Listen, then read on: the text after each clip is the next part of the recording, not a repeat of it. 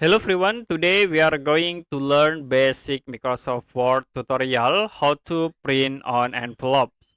If you want to print your document to envelopes, you can go to my links and then click on envelopes icon. So be sure for the envelopes and labels dialog box. You need to set for the delivery address, like here you can set into example, and also return address at this column.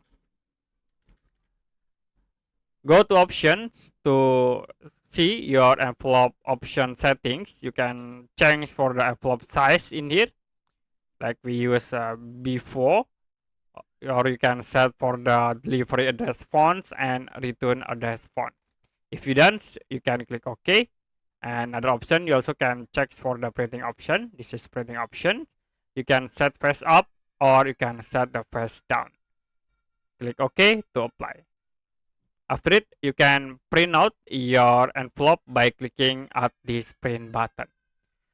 Okay, that's it for basic Microsoft Word tutorial how to print on envelopes. If you have any question about tutorial, you can comment below this video.